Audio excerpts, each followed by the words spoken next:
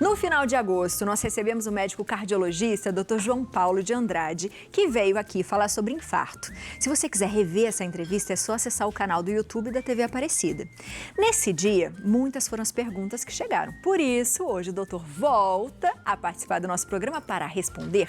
E se você já tem uma dúvida, já manda para o nosso WhatsApp também, 1231041212. Boa tarde, doutor. Seja bem-vindo mais uma vez. Boa tarde, tudo bem? Tudo ótimo. Doutor, sempre que a gente fala do assunto coração, as pessoas têm medo e têm preocupação. Sim, é para ter né? mesmo. É para ter, né, doutor?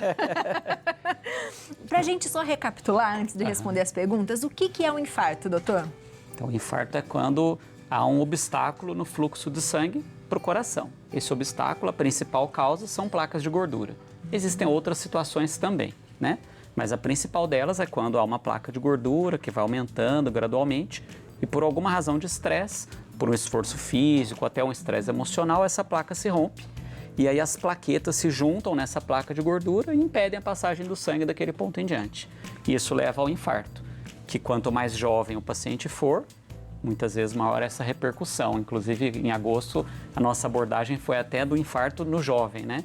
Que teve um aumento muito grande. Muito grande. Em torno de 60% nos últimos 10 anos. Então, essa placa de gordura vai se formando, se agregando, e quando há o desprendimento dessa placa, ocasiona um infarto. E a gente pode, né, ajudar que isso aconteça mais rápido, que é o que a gente estava falando com os mais jovens. Quais tipos de hábitos favorecem a isso, doutor? Então, existem fatores que a gente coloca em uma balança de fatores modificáveis e os não modificáveis. O não modificável é o principal fator genético, né? Então, aquele histórico familiar em pais, irmãos que tiveram infarto, derrame com menos de 65 anos. E os modificáveis que está na mão de cada um de nós, né? Que é o sedentarismo, o tabagismo, a obesidade e as doenças crônicas, a hipertensão, o diabetes, o colesterol elevado. Então é um conjunto de fatores que acaba levando a essa doença tão letal e tão presente no dia a dia, né? A gente tem hoje como estatística 300 mil mortes por doença cardiovascular ano. Então é um caso a cada 2 minutos no país, né? Então a cada 2 minutos uma pessoa morre ou de infarto ou de AVC, né? Que o leigo chama de derrame cerebral, né? Então é uma doença de uma mortalidade muito alta, então tem que se cuidar, tem que ter medo mesmo. Tem que ter medo mesmo. Vamos responder as perguntas? Claro. Então vamos lá, Léo, para a primeira. Bora lá, a primeira é da Cristiane de São Luís, no Maranhão. Tenho BAV, grau 2, congênito. Descobri aos 27 anos e hoje tenho 46 anos. Minha avó materna teve infarto fulminante. Tá pedindo aqui, doutor, para você explicar um pouquinho essa situação do BAV. Obrigado, viu, pela pergunta. Não sei se é BAV mesmo que fala. Isso, BAV, né? O que é o BAV, doutor? Cristiane, o BAV é quando há uma alteração na parte elétrica de condução do coração, da parte alta para a parte baixa. Então, o BAV é bloqueio átrio-ventricular. Então, quando a Cristiane coloca tipo 2, né, grau 2, congênito. O que é congênito? Ela nasceu com essa alteração elétrica no coração, que a princípio não tem nenhuma relação com o infarto, não aumenta o risco de infarto. E por ter sido congênito, né, ela descobriu aos 27 anos e agora está com 46. Por ser congênito, na grande maioria das vezes, não vai ter nenhuma repercussão maior. Quando é um BAV de 2º grau, num adulto que tenha desmaios, que tenha aquela falta de ar de início súbito, aí sim pode eventualmente necessitar de um tratamento que é o marca-passo. É um aparelho que vai ajudar na condução elétrica do coração. Então, ela tem ali, descreve um histórico familiar da avó materna que teve infarto, então ela tem esse fator de risco a mais para infarto, mas o BAV em si não é um fator para infarto, mas é sim um problema elétrico no coração, que pelo fato dela ter de forma congênita, ou seja, ela nasceu com isso, muitas vezes vai levar a vida toda sem grandes problemas. Mas quando ele é adquirido, né, na fase adulta, eventualmente evolui para marca-passo. Na maioria das vezes acaba indo para marca-passo. Porque se não utiliza o marca-passo, doutor, para? Então, a condução ela começa na parte alta do coração, chamada de átrio, ao estímulo para a parte baixa, chamada de ventrículo. Quando há uma dissociação nessa condução, o coração bate muitas vezes de forma mais lenta. E dependendo do grau, quando é o que a gente chama de 3º grau, que é o BAVT, aí eventualmente o paciente evolui a óbito, né? Então, aquele idoso que está tendo apagões, está tendo desmaios, ele está conversando, está almoçando e apaga. Ele tem que fazer investigação se ele tem algum bloqueio no coração. É muito comum no paciente idoso, 80 anos, 85 anos, que está no banho e tem um apagão, está jantando e tem um apagão, está conversando e tem um apagão, e aí ele faz um exame que se chama, um dos exames que se faz, que se chama Holter, ele consegue mostrar esse distúrbio elétrico no coração, e aí vai para colocação de marca-passo, que é um procedimento hoje em dia muito seguro. Existem equipes no Brasil todo muito bem preparadas para esse tipo de tratamento. Que interessante, doutor. Então, a Cristiane, fique tranquila porque Cris. a princípio dela vai ter uma vida sem problemas em razão do bloqueio. Boa. Vamos para a próxima pergunta. Quer fazer, Léo? Pode fazer. Bora fazer aqui, ó, da Micaele Vieira, de Barretos. Meu marido está tendo picos de pressão e quando vamos ao médico dá alteração no eletro. Porém, ele fez exames de sangue e não consta o infarto. Mesmo assim, devemos procurar um cardiologista? Obrigado pela pergunta, Micaele. Então, a Micaele, né, o que acontece com o esposo dela? O eletro, muitas vezes, ele mostra as situações em que o paciente já pode ter tido infarto no passado. Ele é usado para um diagnóstico do infarto naquele momento, mas existem algumas alterações que podem mostrar um infarto que a pessoa já tenha tido no passado.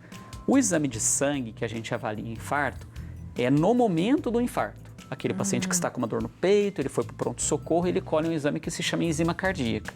Esse exame ajuda no diagnóstico do infarto. Agora, se ele fez um eletro, e foi visto uma alteração que sugeria um infarto antigo, e ele colhe o exame de sangue, esse exame provavelmente vai dar normal mesmo, tá? Agora, sem dúvida nenhuma, se ele tem um infarto, um eletro que tem uma suspeita de um infarto antigo, ele tem que passar no cardiologista, porque existem outros exames que devem ser feitos, porque ele pode eventualmente ter um novo evento. Então, quando fez um eletro e ali o colega fala, olha, parece aqui no eletro que já houve um infarto, sem dúvida nenhuma, tem que passar por uma avaliação cardiológica. Já para o que a gente chama de prevenção secundária. Ou seja, a prevenção primária é o quê? É o exercício físico, é o controle do peso, é não fumar. Já a secundária é aquele paciente que já teve o evento. Aí é um conjunto de outros fatores que tem que cuidar. Aí é o 1 mais o 2, né, Exatamente. É um conjunto de Vamos fatores. para a próxima pergunta do Edinaldo Santos, de Teresina. Tenho dores no pescoço. Isso pode ser algum tipo de sinal de infarto? Pode ser, doutor? Dores no pescoço? Então, o infarto, ele tem uma característica muito diversificada de sintomas, né? Principalmente em mulheres, idosos e diabéticos. Nem sempre a manifestação do infarto nesse perfil de doente é dor. Pode ser uma falta de ar de início súbito. Já o paciente que tem a dor, ele pode ter essa dor irradiada, que pode ser para o braço, para o pescoço, para a mandíbula, para as costas. Então, quando o paciente tem um quadro de uma dor no peito, que irradia para o pescoço, uma dor na mandíbula, intensa, com suor, com náusea, é importante que ele vá de imediato ao hospital. Então, no caso dessa pergunta dele, tem tido dores no pescoço. Ele pode ter uma coisa que se chama angina. A angina é quando o paciente tem uma diminuição no fluxo de sangue na artéria do coração. O infarto é quando não vai sangue, ele entupiu, morreu aquele tecido. A angina, ela, entre aspas, precede o infarto. Ele é o que o leigo chama de ameaça, né? O fulano teve uma ameaça de infarto, uma ameaça de derrame. Isso é a angina. É quando há uma parte dessa artéria que tem uma obstrução, o sangue não passa por completo e ele vai andar, ele tem dor no peito, ele cansa, ele vai subir uma escada, dói o braço, ele vai carregar uma sacola, dói a mandíbula. Isso é o que a gente chama de angina ou equivalente anginoso. Aí é o momento dele procurar o cardiologista, porque ele pode tratar um quadro antes de que ocorra o infarto, né? Doutor, que aula, o senhor é muito maravilhoso. Vamos para a próxima pergunta. Coloca pra gente aqui, da Rosenice de Araújo, São Paulo. Boa tarde, doutor. Eu tenho pressão alta, tomo um remédio e faço os exercícios na minha bicicleta ergométrica. Em média, faço 30 minutos, de 4 a 5 vezes por semana. Isso basta ou eu tenho que fazer mais algum tipo de exercício? Obrigada a você, Rose. E aí, doutor? Bom, a Rose está no caminho certo, né? O paciente hipertenso, ele tem como um dos principais mecanismos de controle da pressão é o exercício físico, seguido do controle do sal e controle do peso. O que ela faz 4, 5 vezes por semana de exercício de bicicleta é muito bom, porque o exercício que ajuda no combate à doença cardiovascular é o exercício aeróbico, que é o quê? É a caminhada, a bicicleta, a esteira, a natação, pular corda, dança. Isso é um exercício aeróbico, Porque né? ele vai fazer o coração funcionar melhor. Ele vai trabalhar melhor, vai melhorar o condicionamento do coração, vai melhorar a frequência cardíaca, vai relaxar os vasos, isso ajuda a pressão a reduzir. Então, é diferente daquele exercício resistido. Não é que não possa fazer ou que não deva, mas ele tem que ser intercalado com o exercício aeróbico. O resistido é aquele de levantar peso.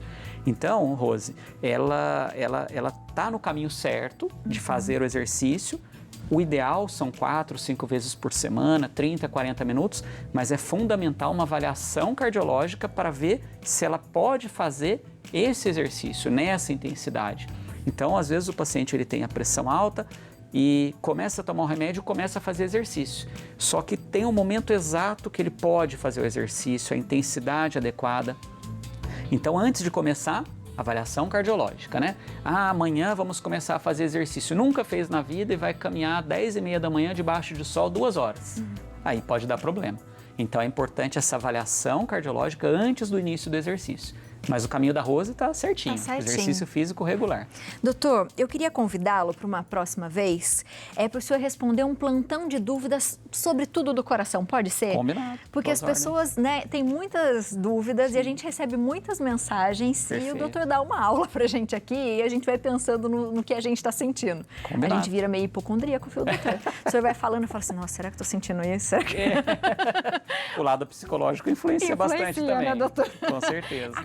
Acalmem o coraçãozinho de Isso vocês, aí. viu, minha gente? Doutor volta e volta logo, tá? Tá bem. Se você quiser, pode mandar um e-mail pro doutor João Paulo Andrade, 1981@yahoo.com. Doutor, obrigada mais uma vez. Disponha. Viu? Léo, é bem isso, né? A gente começa a ficar assim, será que tá tudo bem?